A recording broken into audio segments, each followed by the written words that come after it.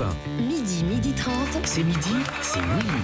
Animé par Louis Leroy. De retour sur Europe 1, la radio de vos vacances avec Jocelyn Lemoine, Béatrice Faquet et tout de suite, sous ce béret gris se cache un humoriste de talent, Yannick Bourdel. Applaudissez-le. Bravo, Yannick. À présent, mon ami, nous allons boire vos paroles. Alors... Eh bien écoutez, figurez-vous Willy ce matin que j'ai lu dans la presse que nous étions en train de fêter le 100e anniversaire de l'apparition de la Vierge Marie à Fatima au Portugal. Et oui, et en lisant l'article, alors déjà je me suis posé la question suivante, à savoir à quoi reconnaît-on une apparition de la Vierge? Oui, c'est vrai. On l'a Des jamais idées? vu. Bah non. Non.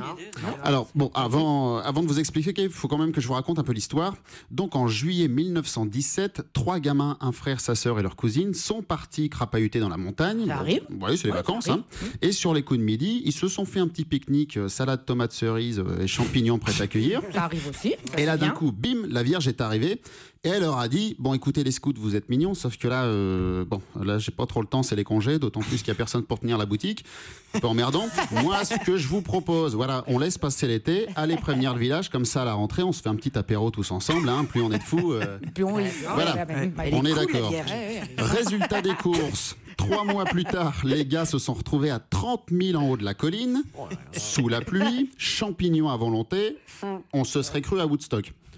Évidemment, sans Joe Cocker et Jimi Hendrix. Bien sûr que non. Ils étaient pas nés. Bon. Non. Et voilà, et sur les coups de midi, bim, Marie est revenue. Et là, tous les participants attestent avoir assisté à un phénomène inexplicable qui par la suite fut appelé le miracle du soleil.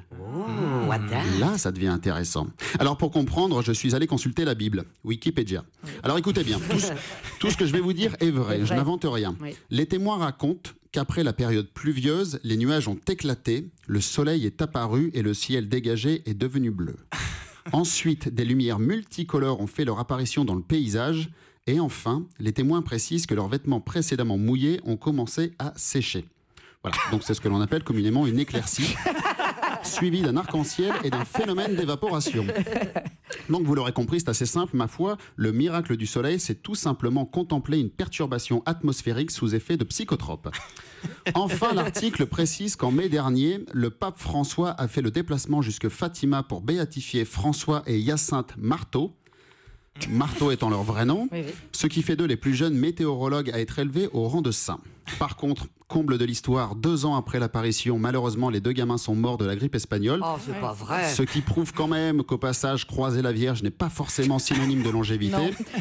Alors la prochaine fois que vous en croiserez une, faites comme moi, gardez-le pour vous. Et si Météo France annonce de la pluie sur votre lieu de vacances, allez prier Sainte Marteau, on ne sait jamais.